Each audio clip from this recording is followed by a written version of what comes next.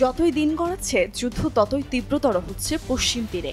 চলতি মাসে ফিলিস্তিনের পশ্চিম তীরে ইসরায়েলি দখলদার বাহিনী ও অবৈধ বসতি স্থাপনকারী সন্ত্রাসীরা একের পর এক সন্ত্রাসী হামলা চালিয়েছে। এর প্রতিক্রিয়ায় বসে নেই সেখানকার প্রতিরোধী দলগুলো। ফিলিস্তিনি যোদ্ধাদের পাল্টা আক্রমণে নাজেহাল হতে হচ্ছে জায়নবাদী সন্ত্রাসীদের। এখন জন্ম সনদ দিয়ে খোলো বিকাশ স্টুডেন্ট অ্যাকাউন্ট। নিজের বিকাশ নিজে কর।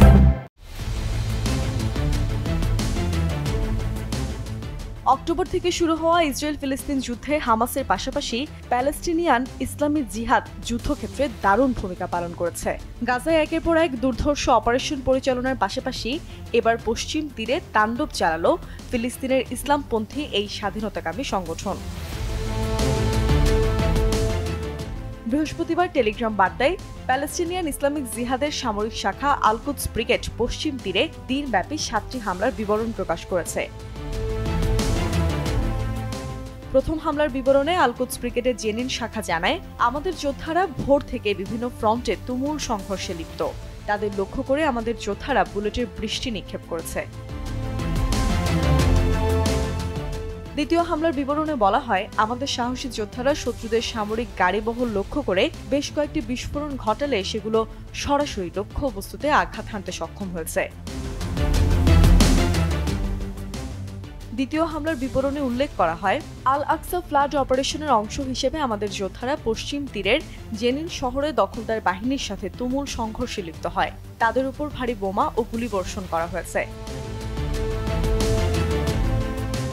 চতুর্থ হামলার বিবরণে আল কুদস ব্রিগেড জানায়, আমাদের কাবাতিয়া গ্রুপের যোদ্ধারা জেনিন শহরের উপকণ্ঠে তাদের সমস্ত শক্তি ও সামর্থ্য নিয়ে দখলদার বাহিনীর সাথে সশস্ত্র সংঘর্ষে লিপ্ত হয়েছে। পঞ্চম হামলার বিবরণে বলা হয়, মিলিটারি ফরমেশন মেনে আমাদের যোদ্ধারা একটি বাড়িকে ঘিরে রাখা দখলদার বাহিনীর পদাতিক সেনাদের সাথে ভয়াবহ সংঘর্ষে লিপ্ত হয় এবং সফলভাবে বুলেট ও বিস্ফোরক যন্ত্র দিয়ে শত্রুদের আঘাত হানতেও সক্ষম হয়। ষষ্ঠ হামলার বিবরণে প্যালেস্টিনিয়ান ইসলামিক জিহাদের এই সামরিক শাখা জানায়, আমাদের যোদ্ধারা শত্রুদের অক্ষে দখলদার বাহিনীর সাথে মোকাবিলা করে চলেছে।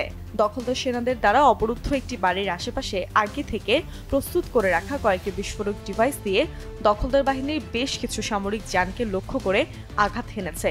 এতে শত্রু শিবিরে হতাহতের ঘটনা ঘটে।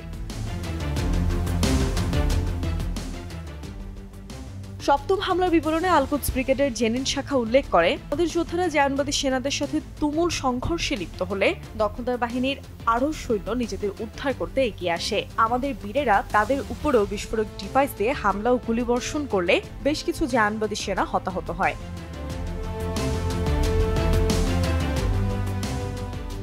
এছাড়াও ভিন্ন একটি টেলিগ্রাম বার্তায় আল কুদস ব্রিগেডের পশ্চিম তীর শাখা জানায়, ফিলিস্তিন রক্তের প্রতিটি ফোঁটা নতুন একটি অটল প্রজন্মের জন্ম দিবে, যারা তাদের পূর্বপুরুষদের হয়ে প্রতিশোধ নেবে এবং আমাদের প্রতিশোধ অবশ্যই যন্ত্রণাদায়ক হবে।